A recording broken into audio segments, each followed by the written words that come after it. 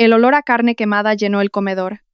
El cigarrillo de mi suegro se apagó lentamente contra mi vientre. Tenía 6 meses de embarazo. Las manos de mi propio esposo me inmovilizaban contra la silla de cuero italiano. No sentí el dolor físico, solo la muerte instantánea de mi matrimonio.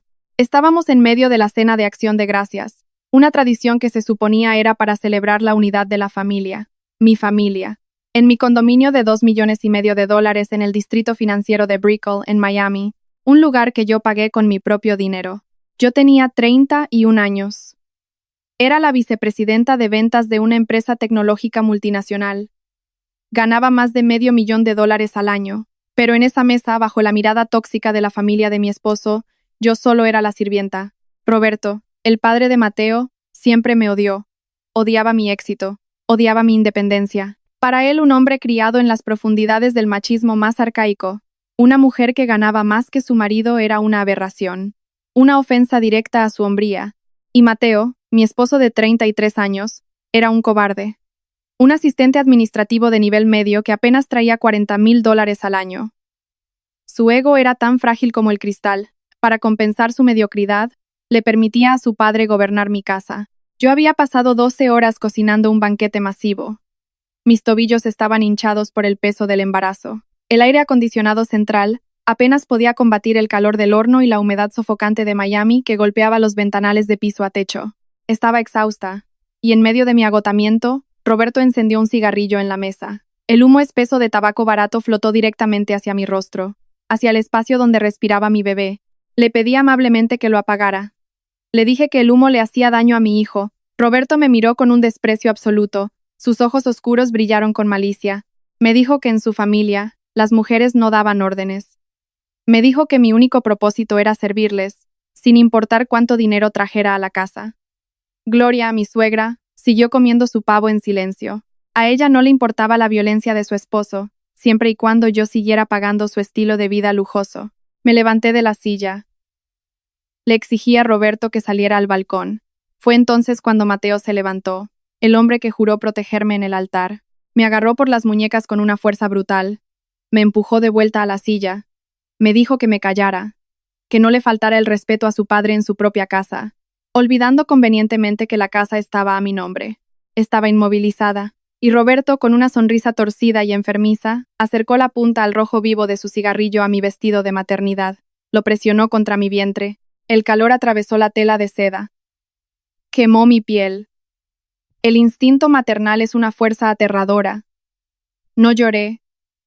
No grité. Algo dentro de mí se rompió para siempre. La mujer sumisa que había fingido ser durante 5 años para proteger el ego de Mateo murió en ese instante.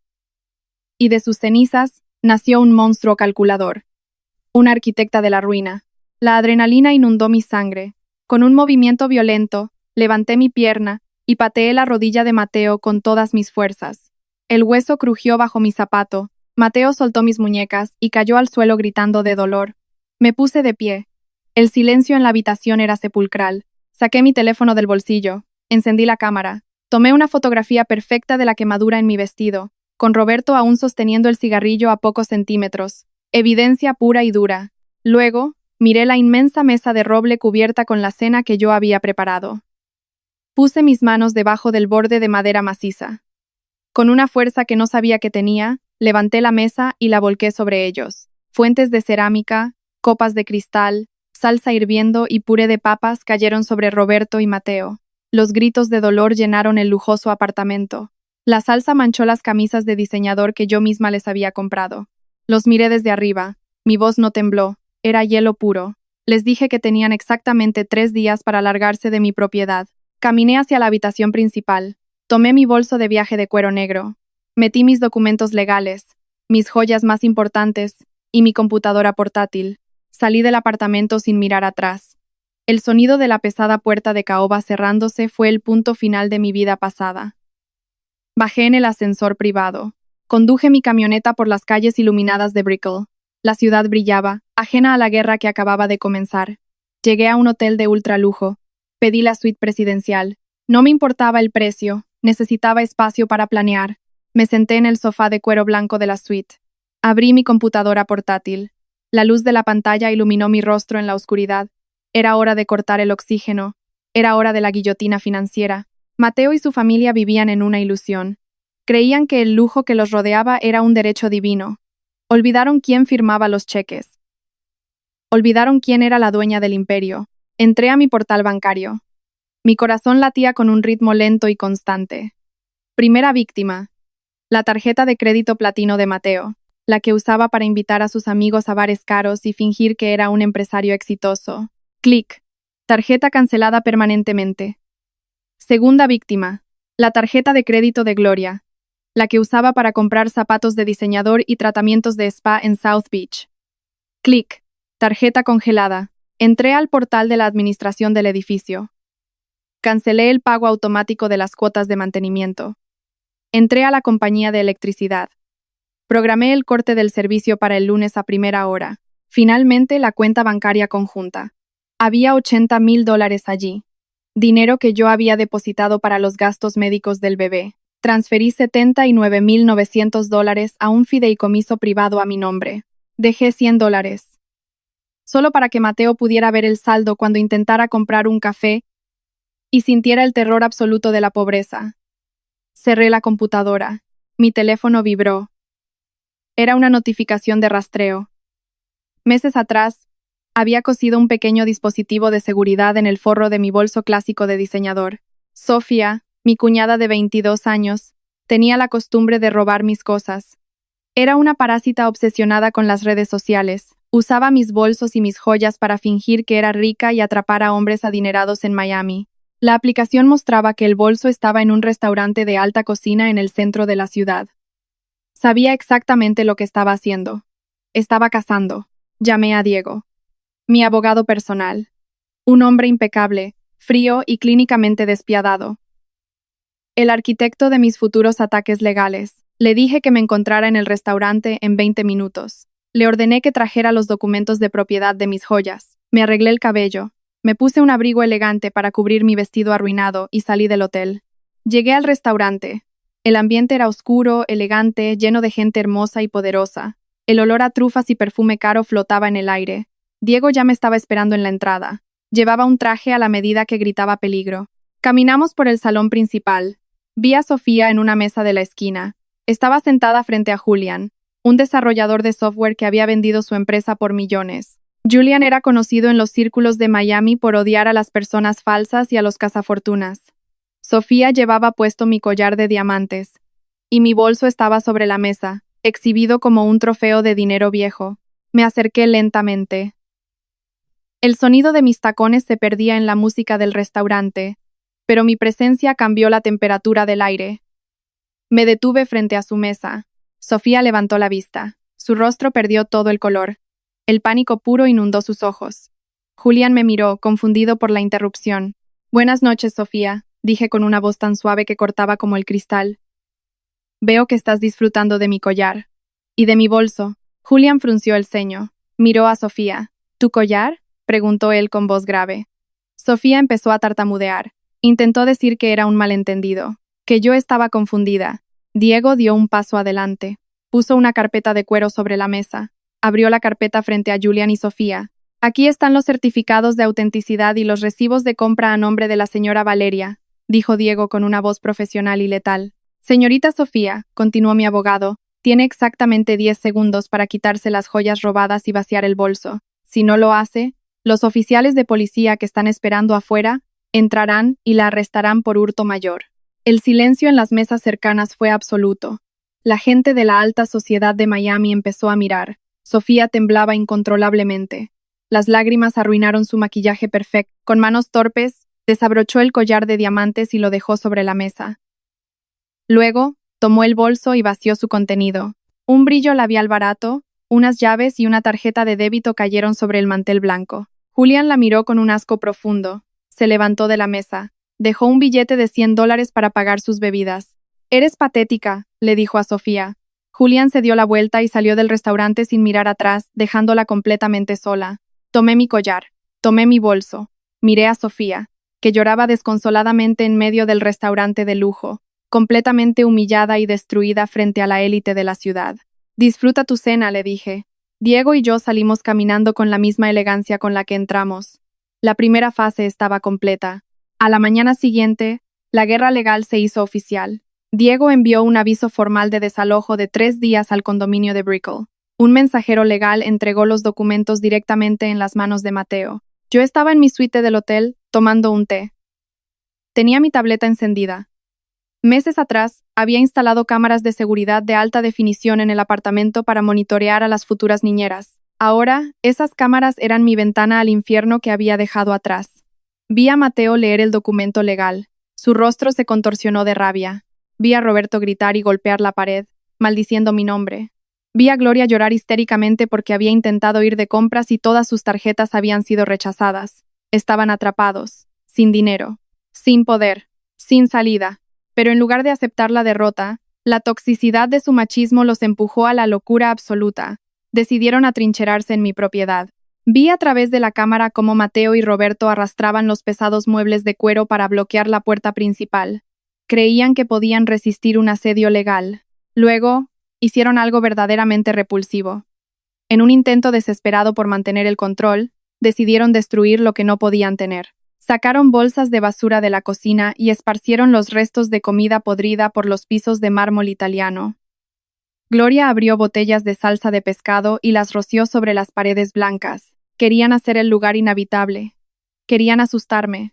Mateo se paró frente a la cámara de seguridad del pasillo. Sabía que yo estaba mirando a través del lente. Sonrió. Una sonrisa arrogante, sucia y delirante. Él pensaba que yo era demasiado débil, demasiado prístina, demasiado educada para cruzar el umbral de la inmundicia. Pensaba que la mujer corporativa jamás se ensuciaría las manos. Pensaba que su violencia y su caos me mantendrían alejada, cediéndoles el territorio por miedo. Se equivocaba profundamente. La pantalla de mi tableta se oscureció cuando la cerré. Estaba sentada en la parte trasera de una camioneta negra blindada, estacionada justo frente a la entrada principal del edificio en Brickell. La puerta se abrió. Puse mi pie sobre el pavimento. No estaba sola. Detrás de mí, 10 hombres de una empresa privada de seguridad táctica salieron de 2 furgonetas. Llevaban chalecos negros y radios de comunicación. A su lado, un equipo profesional de limpieza de riesgos biológicos, vestidos con trajes de materiales peligrosos de pies a cabeza. Miré hacia arriba, hacia los ventanales de mi apartamento en el piso 40. El aire de Miami era pesado y caliente. Acaricié mi vientre protectoramente. Mateo pensó que estaba lidiando con una esposa asustada. No entendió que acababa de despertar a una madre dispuesta a quemar el mundo entero. Mis ojos no tenían ni una sola gota de misericordia. Caminé hacia las puertas de cristal del vestíbulo, flanqueada por mi ejército privado. El conserje del edificio, un hombre mayor que siempre me saludaba con respeto, se quedó paralizado detrás de su mostrador de mármol. Vio a los 10 hombres armados con chalecos tácticos. Vio al equipo de limpieza con sus trajes blancos de aislamiento. Y luego me vio a mí. No dijo una sola palabra, simplemente asintió y me abrió el paso hacia los ascensores privados. El viaje hasta el piso 40 fue completamente silencioso. El único sonido era el zumbido de los motores de alta velocidad del ascensor y mi propia respiración. Miré mi reflejo en las puertas de acero inoxidable. Ya no era la esposa agotada que cocinaba pavos para hombres mediocres. Era una fuerza de la naturaleza, una madre protegiendo su territorio. Las puertas se abrieron. El pasillo estaba en silencio, pero el olor era inconfundible. Una mezcla repulsiva de basura podrida y salsa de pescado fermentada se filtraba por debajo de mi puerta de caoba. Habían intentado convertir mi palacio en un chiquero. Pensaron que el mal olor me haría retroceder. Hice una señal con la mano. El líder del equipo táctico, un hombre inmenso con cicatrices en el cuello, dio un paso al frente. No tocó el timbre. No pidió permiso. Levantó una herramienta de acero pesado y con un solo golpe brutal, destrozó la cerradura electrónica de $2,000. La puerta se abrió de golpe. Entramos. El nivel de destrucción era patético. Habían arrastrado mis sofás de cuero blanco italiano para bloquear la entrada, pero los hombres de seguridad los apartaron como si fueran de papel. Roberto estaba de pie en el centro de la sala. Llevaba la misma ropa manchada del día anterior. Tenía una botella de licor barato en una mano y un cenicero en la otra. Al ver a los hombres armados, su frágil ego masculino estalló. Gritó que esa era su casa. Gritó que ninguna mujer le iba a decir qué hacer. Levantó la botella de vidrio, con la intención de golpear al primer guardia que se le acercara. Fue el peor error de su miserable vida. En menos de un segundo, 2 guardias se abalanzaron sobre él.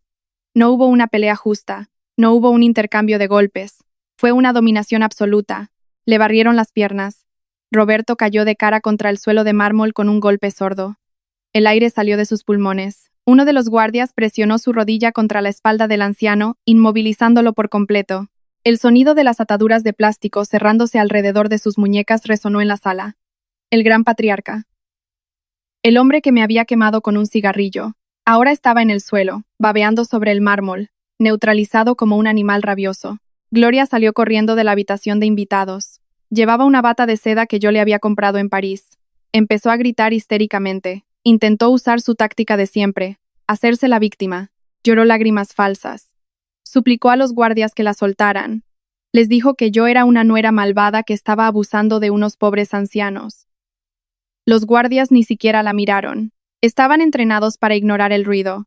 Dos hombres la tomaron por los brazos. La levantaron del suelo. Ella pataleaba y maldecía, pero su fuerza era inútil. La arrastraron hacia la puerta. Y luego estaba Mateo, mi esposo. El hombre que había jurado protegerme. Estaba acorralado en la esquina de la cocina. Temblaba de pies a cabeza. No intentó defender a su padre. No intentó ayudar a su madre. Simplemente se quedó allí, paralizado por el terror cobarde que siempre había definido su existencia. Me acerqué a él. Mis tacones resonaron sobre el piso manchado de basura. Mateo levantó las manos, como si yo fuera a golpearlo. Sus ojos estaban llenos de lágrimas patéticas. Valeria, por favor, susurró con voz quebrada. Podemos hablar de esto. No tienes que hacer esto. Lo miré con un desprecio tan profundo que sentí frío en mis propias venas. No le respondí. Simplemente miré al líder táctico y asentí. Dos guardias agarraron a Mateo por los hombros y lo empujaron hacia el pasillo. Mientras lo sacaban a la fuerza, el equipo de limpieza con trajes de materiales peligrosos entró al apartamento. Llevaban bolsas de basura industriales de color negro. Les di una orden muy clara. Todo lo que perteneciera a esa familia debía ser empacado. No me importaba si lo rompían. No me importaba si lo arrugaban. Quería su presencia erradicada de mi hogar. Los hombres empezaron a vaciar los armarios. Los zapatos falsificados de Gloria. Las camisas baratas de Mateo. Los puros apestosos de Roberto. Todo fue arrojado sin piedad dentro de las bolsas negras de plástico. Bajé en el ascensor detrás de ellos. Salimos a la brillante luz del sol de Miami. La avenida Brickell estaba llena de vida. Ejecutivos de traje caminaban hacia sus oficinas. Mujeres con ropa de diseñador paseaban a sus perros de raza. Y en medio de todo ese lujo, mi seguridad arrojó a la familia de Mateo a la acera. Los guardias tiraron las bolsas de basura negras junto a ellos. Cayeron al suelo con un sonido sordo. Roberto estaba sentado en el borde de la acera, con las manos aún atadas a la espalda, respirando con dificultad. Gloria estaba tirada en el suelo, llorando de verdad esta vez, con el maquillaje corrido por todo el rostro. Mateo estaba de pie, mirando a su alrededor con pánico, dándose cuenta de que la élite de Miami los estaba observando. La gente se detenía a mirar. Algunos sacaban sus teléfonos para grabar la patética escena. Eran la basura de la ciudad expuestos a plena luz del día. Me paré en la entrada del edificio. Los miré por última vez antes de darme la vuelta. El líder de seguridad cortó las ataduras de Roberto y me siguió al interior. Las puertas de cristal se cerraron. La limpieza táctica había sido un éxito absoluto, pero la guerra apenas comenzaba. Sabía que su orgullo herido los obligaría a contraatacar. Y no me equivoqué. 3 días después, yo estaba en mi oficina en el piso 50 de la sede corporativa de mi empresa tecnológica. Estaba revisando unos contratos de ventas internacionales. El aire acondicionado mantenía la habitación a una temperatura perfecta. Mi asistente entró corriendo. Estaba nerviosa. Me dijo que mirara por la ventana. Me levanté de mi silla de cuero y me acerqué al cristal blindado. Allá abajo, en la plaza pública frente a mi edificio, estaban Mateo y Gloria. Hacía un calor sofocante, 95 grados de temperatura con una humedad aplastante. Llevaban carteles de cartón barato escritos con marcador negro. Los carteles decían mentiras asquerosas. Esposa cruel abandona a su familia. Vicepresidenta sin corazón deja a ancianos en la calle. Estaban intentando hacer un espectáculo público. Querían avergonzarme frente a mis empleados. Querían que mis jefes pensaran que yo era un monstruo inestable para que me despidieran.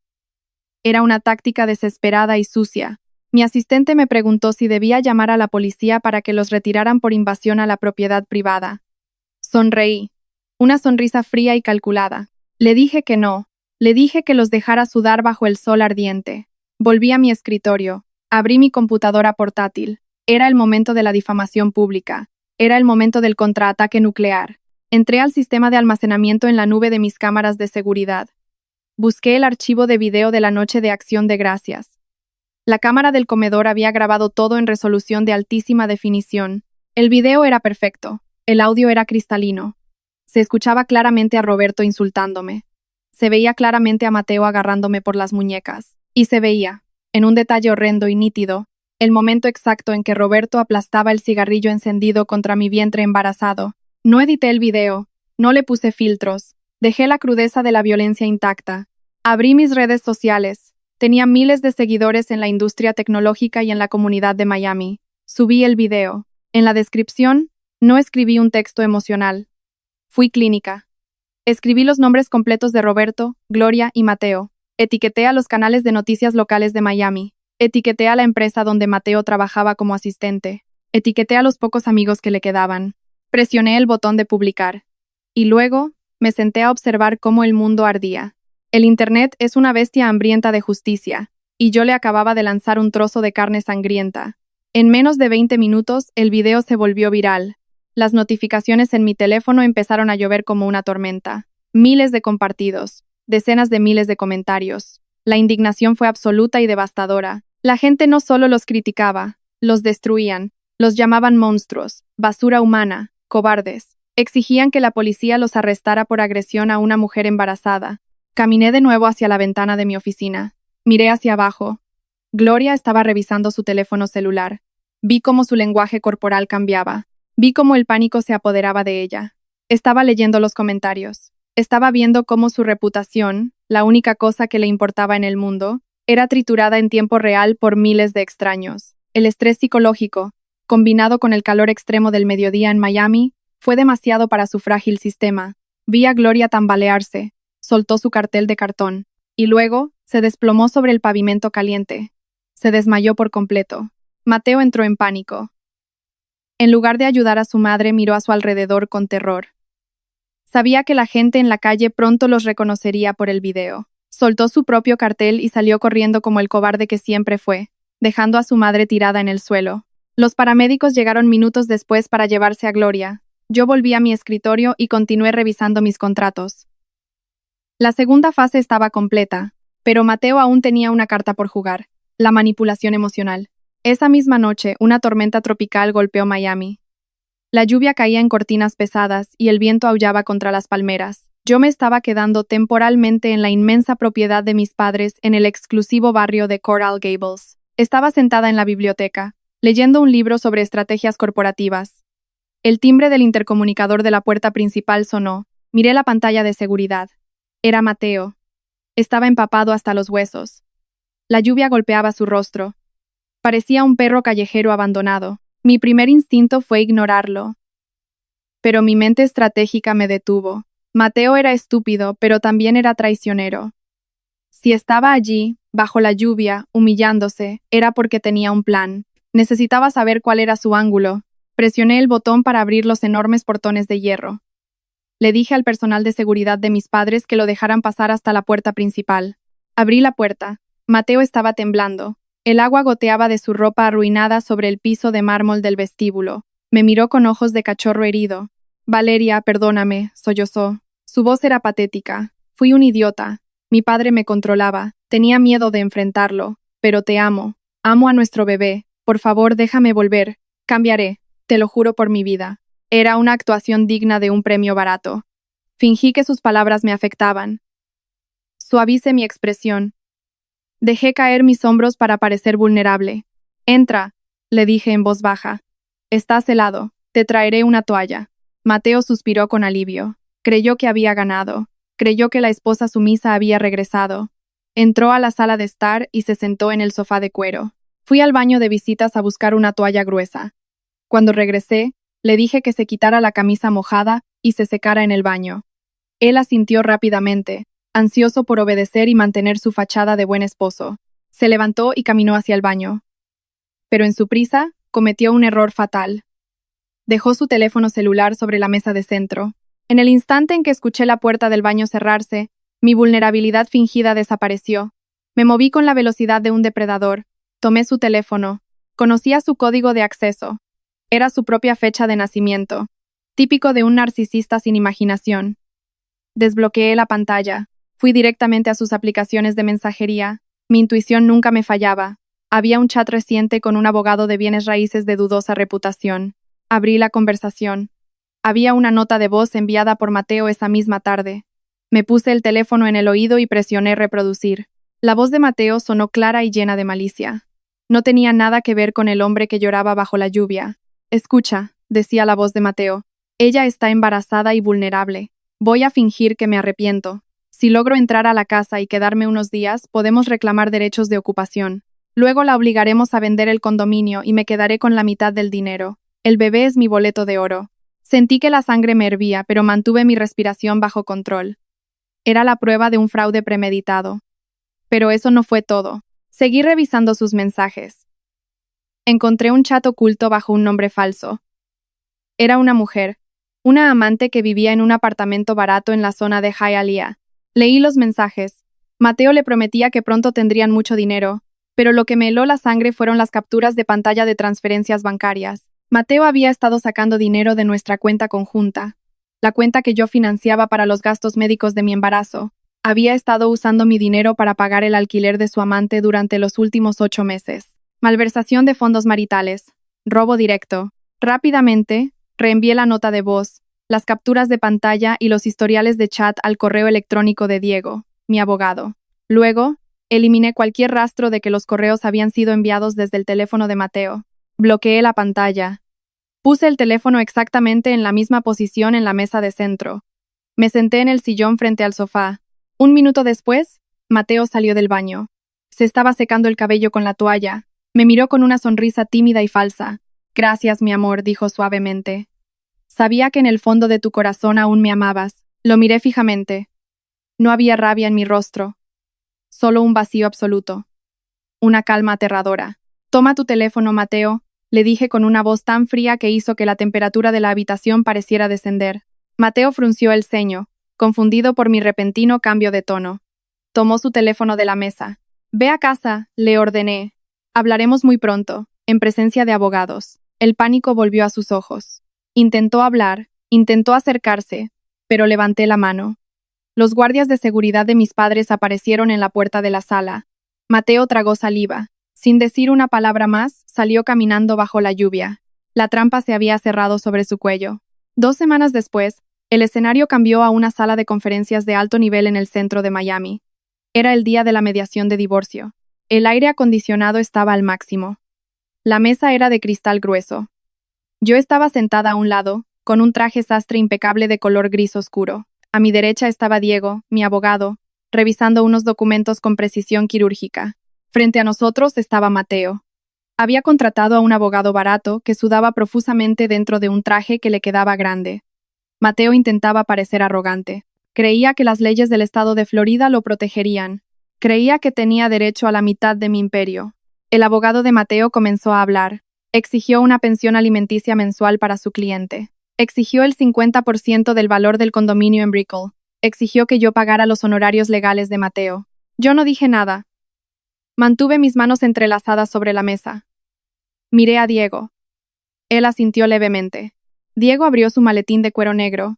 Sacó una pila de carpetas y las deslizó por la mesa de cristal hacia el abogado de Mateo. Antes de discutir la división de bienes, dijo Diego con una voz monótona y letal, debemos abordar el fraude financiero y la malversación de fondos maritales cometidos por su cliente. El abogado de Mateo frunció el ceño. Abrió la primera carpeta. Eran los reportes forenses financieros. Mostraban cada centavo que Mateo había robado de la cuenta médica para pagar el apartamento de su amante en Hialeah. Mateo se puso pálido. Su arrogancia se evaporó en un segundo. Diego no se detuvo. Sacó una pequeña grabadora digital. Presionó el botón de reproducción. La nota de voz de Mateo, planeando usar a mi bebé como un boleto de oro para robar mi propiedad, resonó en la silenciosa sala de conferencias. El silencio que siguió fue absoluto. El abogado de Mateo cerró la carpeta lentamente. Miró a su cliente con una mezcla de asco y furia profesional. Señor, le susurró el abogado a Mateo, usted me mintió. Me ocultó evidencia de fraude activo. El abogado se puso de pie. Cerró su maletín. Miró a Diego y luego me miró a mí. Señora Valeria, dijo el abogado. Me retiro formalmente de este caso. No puedo representar a un cliente que está cometiendo fraude. Que tengan un buen día. El abogado salió de la sala sin mirar atrás. Mateo se quedó solo, completamente expuesto. Diego se inclinó hacia adelante. Sus ojos eran como cuchillos. Mateo, dijo Diego, tus cuentas bancarias personales han sido congeladas por orden de un juez debido a la investigación por malversación. No tienes derecho a la propiedad. No tienes derecho a pensión. Y si no firmas este acuerdo de divorcio renunciando a absolutamente todo en los próximos 10 segundos, entregaré esta evidencia a la fiscalía y enfrentarás cargos criminales por fraude. Mateo estaba temblando. Las lágrimas caían por su rostro. Tomó el bolígrafo con una mano inestable. Firmó los documentos. Su ruina financiera era total y absoluta, pero la destrucción de su familia aún no estaba completa. Al perderlo todo, la cordura de los padres de Mateo se fracturó por completo. La desesperación los empujó a la violencia criminal. Un mes después, yo estaba saliendo de una clínica de maternidad privada en South Beach. Había ido a un chequeo de rutina. Mi vientre ya era grande y pesado. Caminaba hacia mi camioneta blindada en el estacionamiento subterráneo. Mi guardaespaldas personal, un excontratista militar inmenso, caminaba a pocos metros de distancia. De repente, una furgoneta blanca oxidada frenó bruscamente frente a mí. Las puertas traseras se abrieron. 2 hombres con aspecto de pandilleros callejeros saltaron del vehículo. Detrás de ellos, en el asiento del pasajero, vi el rostro desquiciado de Gloria. Había perdido la cabeza. Había contratado a matones baratos para secuestrarme. Quería usarme para extorsionar a mi familia y recuperar su dinero. Uno de los matones corrió hacia mí con los brazos extendidos. Yo no entré en pánico. Estaba preparada para la guerra. Metí la mano en el bolsillo de mi abrigo. Saqué un bote de gas pimienta de grado militar. Apunté directamente a los ojos del matón y presioné el gatillo. Un chorro naranja espeso golpeó su rostro. El hombre gritó de agonía, llevándose las manos a los ojos y cayendo de rodillas sobre el asfalto. El segundo matón dudó por un segundo. Ese segundo fue su fin. Mi guardaespaldas lo embistió como un tren de carga. Lo levantó en el aire y lo estrelló contra el concreto con una fuerza rompehuesos. El sonido del impacto resonó en todo el estacionamiento. Gloria empezó a gritar. Intentó salir de la furgoneta para huir, pero mi guardaespaldas la agarró por el cuello de su ropa barata y la inmovilizó contra el vehículo. Las sirenas de la policía sonaron casi de inmediato. La seguridad de la clínica había llamado a las autoridades. Vi cómo los oficiales esposaban a Gloria. Lloraba y gritaba que ella era una víctima. La metieron a la fuerza en la parte trasera de una patrulla. Fue arrestada por conspiración para cometer secuestro. Su destino final sería una celda de concreto. Mientras tanto, Roberto también cavaba su propia tumba.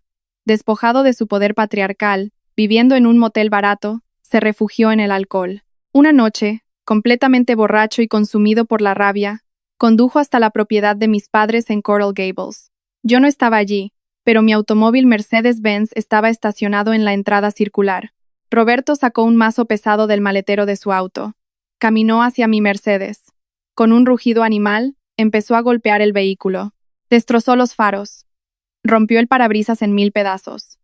Abolló el capó de lujo con golpes salvajes. Quería destruir un símbolo de mi éxito. Lo que el estúpido anciano no sabía era que mi padre estaba despierto. Mi padre, un hombre de verdadera riqueza y paciencia infinita, salió al porche de la mansión. Llevaba una bata de seda. Sostenía una taza de café expreso en una mano y su teléfono celular en la otra. Se apoyó contra una columna de mármol y con absoluta calma empezó a grabar el delito en alta definición. «Sigue golpeando, Roberto», dijo mi padre con voz tranquila. «Cada golpe son 5 años más de prisión». Roberto gritó insultos incomprensibles y levantó el mazo de nuevo. Pero las luces rojas y azules de la policía ya iluminaban la calle. Las alarmas silenciosas de la propiedad habían alertado a las autoridades. 4 oficiales rodearon a Roberto. Le ordenaron que soltara el arma. El viejo patriarca, cegado por el machismo y el alcohol, intentó levantar el mazo contra un policía. No dudaron. Le dispararon con una pistola eléctrica. 50.000 voltios atravesaron su cuerpo. Roberto cayó al suelo convulsionando, babeando sobre el asfalto mojado. Fue esposado y arrastrado a la patrulla. El gran hombre de la casa ahora era un criminal violento en camino a una prisión estatal. Solo quedaba uno, Mateo. La pérdida de sus padres, de su dinero y de su falso estatus lo empujó a una psicosis total. Su mente se rompió. Una semana antes de que naciera mi hijo, Mateo me emboscó. Yo estaba saliendo de una reunión en un restaurante exclusivo. Caminaba hacia el estacionamiento privado. Las sombras eran largas y oscuras. Mateo salió de detrás de un pilar de concreto. Sus ojos estaban desorbitados. Su ropa estaba sucia. En su mano derecha, sostenía un cuchillo de caza con una hoja dentada. Me miró con un odio puro y asesino. Eres una bruja, siseó. Me quitaste todo. Se abalanzó sobre mí. Levantó el cuchillo. Yo no me moví. No parpadeé. No sentí miedo. Sabía que él nunca llegaría a tocarme. Antes de que pudiera dar 2 pasos, mi equipo de seguridad táctica, que me seguía como sombras invisibles, apareció de la nada. Un guardia agarró la muñeca de Mateo en el aire. Con un giro brutal, le rompió el brazo. El sonido del hueso quebrándose fue fuerte y seco. Mateo soltó el cuchillo y gritó. Otro guardia le dio un rodillazo en la base de la columna. Mateo colapsó instantáneamente. Lo inmovilizaron contra el suelo frío del garaje. Llamaron a la policía. Fue arrestado por intento de homicidio. Pero el sistema judicial es lento. Mateo logró pagar una fianza con dinero prestado de prestamistas peligrosos. Salió a la calle una última vez. Su acto final de locura. En medio de la noche, condujo hasta la propiedad de mis padres. Llevaba 2 bidones rojos llenos de gasolina. Su plan era quemar la mansión hasta los cimientos. Quería reducir mi imperio a cenizas. Caminó por el perímetro de la propiedad. Empezó a verter la gasolina sobre los arbustos y cerca de las paredes de la casa. El olor a combustible llenó el aire nocturno, pero Mateo, en su infinita ignorancia, no entendía cómo funcionaba la verdadera riqueza. No sabía que la propiedad estaba equipada con sensores térmicos de grado militar y cámaras de visión nocturna. Antes de que pudiera siquiera sacar un fósforo de su bolsillo, las alarmas silenciosas se activaron. El sistema de seguridad inteligente encendió los aspersores de agua de alta presión en todo el jardín. Mateo fue golpeado por chorros de agua fría. La gasolina se diluyó instantáneamente, arruinando su plan incendiario. Las luces de seguridad de la mansión se encendieron, iluminando el jardín como si fuera de día. Y en menos de 3 minutos, 6 patrullas de policía rodearon la propiedad. Los oficiales corrieron hacia el jardín con las armas desenfundadas. Encontraron a Mateo empapado en agua y gasolina. Estaba de rodillas en el barro. No intentó huir. No intentó pelear. Simplemente miraba la casa intacta. Y entonces, empezó a reír. Una risa aguda, histérica y completamente maníaca. Su mente se había apagado para siempre. Los policías lo esposaron mientras él seguía riendo a carcajadas bajo la lluvia artificial de los aspersores. 3 años después, el sol de la mañana iluminaba mi nueva oficina. Ahora era la directora ejecutiva de la compañía. Mi imperio había crecido más allá de mis sueños más ambiciosos. Estaba de pie frente al ventanal de mi nuevo penthouse, un lugar el doble de grande y el doble de caro que el anterior. Miraba las aguas tranquilas del océano Atlántico. Mateo estaba cumpliendo una condena de 12 años en una prisión de máxima seguridad por intento de incendio premeditado y fraude. Me dijeron que pasaba sus días en silencio, mirando a la pared. Roberto sufrió un derrame cerebral masivo durante su primer año en prisión. El estrés y la rabia destruyeron su cerebro. Quedó paralizado del lado derecho de su cuerpo. Fue liberado por razones médicas y ahora vivía en un apartamento minúsculo e infestado de cucarachas en las afueras de la ciudad. Sofía, la cazafortunas obsesionada con el lujo, tuvo que abandonar sus sueños de grandeza. Ahora pasaba sus días limpiando la baba de su padre paralizado, atrapada en la miseria que tanto despreciaba. Su juventud se marchitaba en la pobreza. Gloria no sobrevivió a la caída. Su mente, incapaz de procesar la pérdida de sus tarjetas de crédito y sus bolsos de diseñador, se deterioró rápidamente. Murió hace 1 año, vagando por las calles, murmurando sobre zapatos italianos que ya no existían. Escuché pasos pequeños detrás de mí. Me di la vuelta. Mi hijo, Leo, corría por el pasillo de mármol. Tenía 3 años. Sus ojos eran brillantes y llenos de vida. Llevaba un pequeño traje a la medida. Me agaché y lo levanté en mis brazos. Su risa llenó el inmenso apartamento. Lo abracé con fuerza, sintiendo su calor, sintiendo la paz absoluta que había construido para él. Había quemado el mundo tóxico que intentó destruirnos. Había reducido a cenizas a los parásitos que se creían dueños de mi vida. Y sobre esa tierra arrasada, construí un reino donde mi hijo nunca conocería el miedo. La justicia no es algo que se pide, es algo que se ejecuta.